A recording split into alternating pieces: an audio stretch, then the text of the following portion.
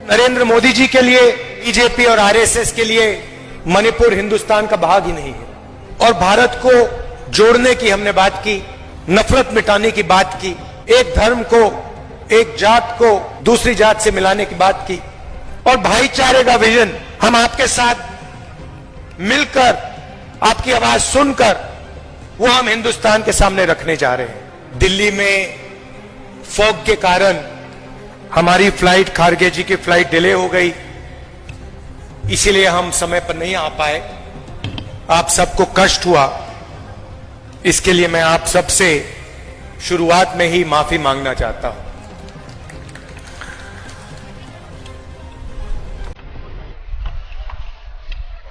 उनतीस जून को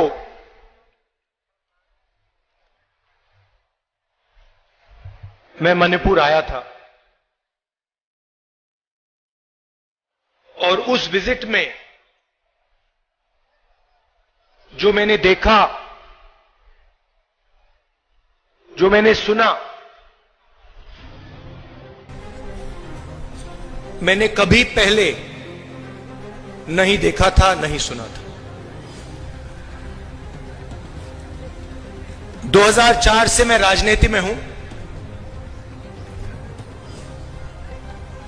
पहली बार मैं हिंदुस्तान के एक प्रदेश में गया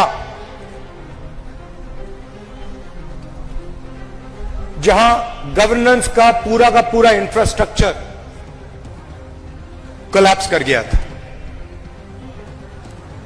जिसको हम मणिपुर कहते थे। 29 जून के बाद वो मणिपुर रहा ही नहीं, बट गया। कोने कोने में नफरत फैली, लाखों लोगों को नुकसान हुआ,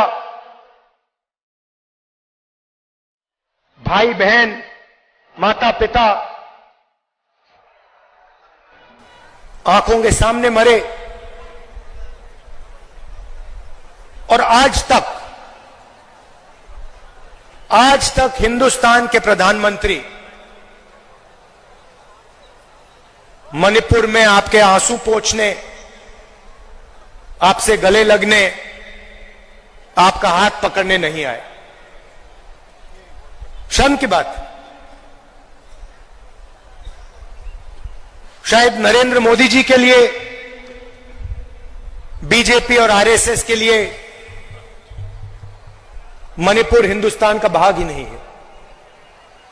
आपका जो दुख है, आपका दर्द है, वो उनका दुख, उनका दर्द नहीं है। पिछले साल हमने भारत जोड़ो यात्रा शुरू की। कन्याकुमारी से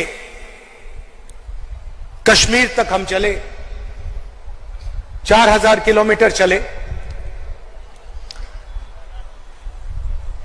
और भारत को जोड़ने की हमने बात की, नफरत मिटाने की बात की, एक धर्म को, एक जात को दूसरी जात से मिलाने की बात की, और बहुत अच्छा रिस्पांस मिला। लाखों लोगों से बातचीत की, उनका दर्द सुना।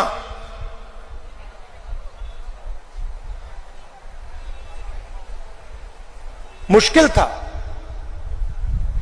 मगर बहुत अच्छा लगा। लोगों ने कहा कि कन्याकुमारी से कश्मीर तक यात्रा की है, तो फिर ईस्ट से वेस्ट भी यात्रा होनी चाहिए। और मैं चाहता था कि जैसे हमने पैदल यात्रा की कन्याकुमारी से कश्मीर, वैसे ही हम ईस्ट से वेस्ट पैदल यात्रा करें। मगर चुनाव का समय है और उसमें हमें थोड़ा ज्यादा समय लगता, इसलिए कांग्रेस पार्टी ने, हमने निर्णय लिया कि ये बस यात्रा होगी, हाइब्रिड यात्रा होगी, बस यात्रा होगी, पैदल यात्रा होगी। सवाल उठा कि यात्रा शुरू कहां से होनी चाहिए। कोई लोग कह रहे थे कि वेस्ट में शुरू होनी चाहिए, कोई कह रहे थे ईस्ट में शुरू होनी चाहिए, और मैंने साफ कहा कि अगली भारत जोड़ो यात्रा सिर्फ मणिपुर से ही शुरू हो सकती है और कहीं से नहीं शुरू हो सकती।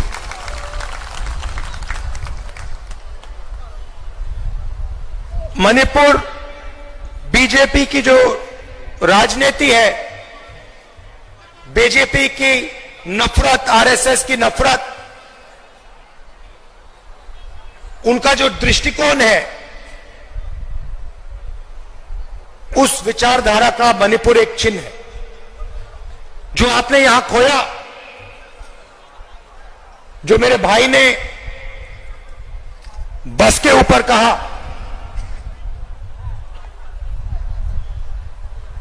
कि we have lost what is most precious to us. You have lost it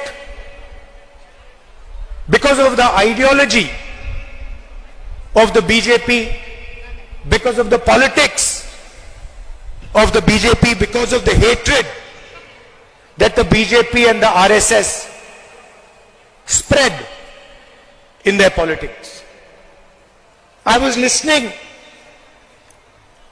to my brother when he was saying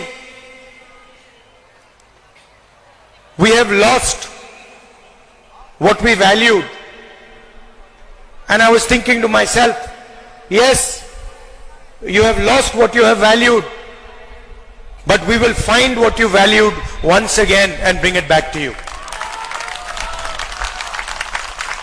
We understand, all of us on the stage understand the pain that the people of Manipur have been through. We understand the hurt, the loss, the sadness that you have been through. And we promise you, we commit to you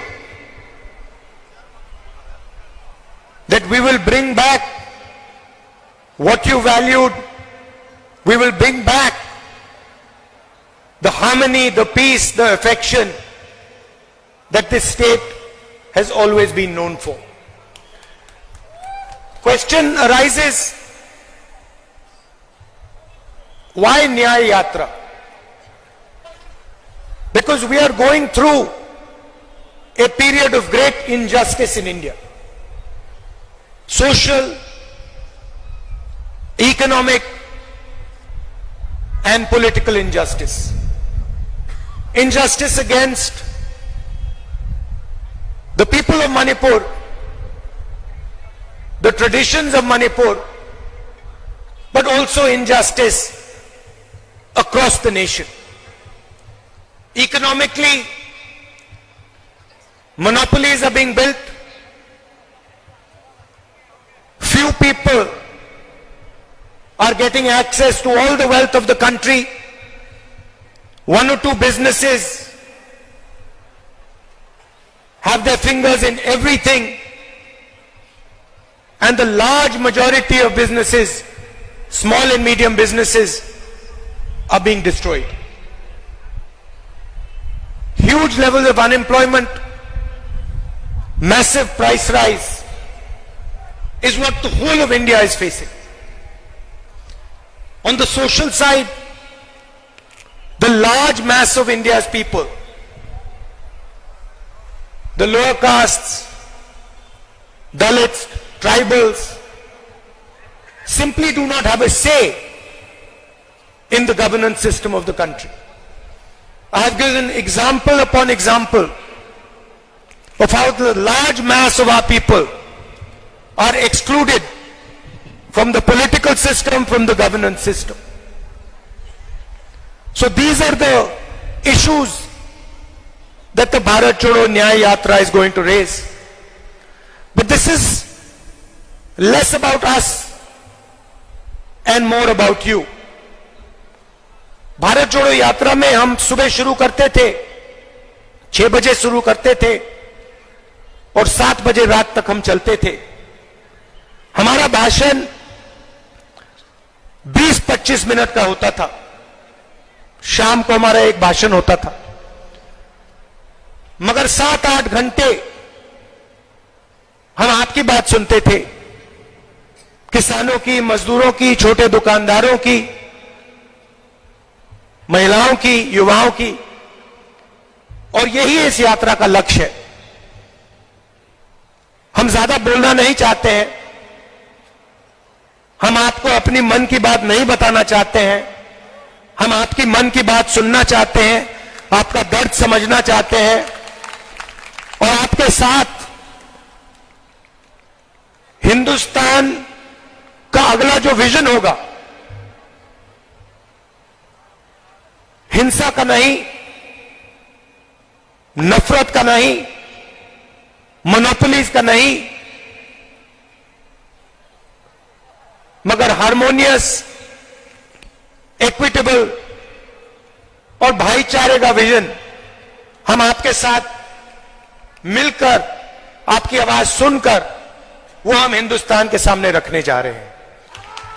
एक बार फिर आप आए, दूर दूर से आए, शाम का समय है, आपको यहां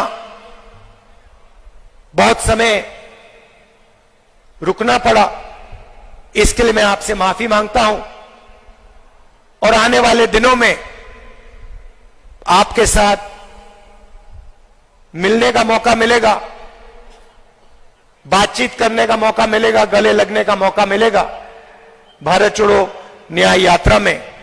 तो मैं काफी खुशी से आपसे मिलने की तैयारी कर रहा हूं। बहुत बहुत धन्यवाद, नमस्कार।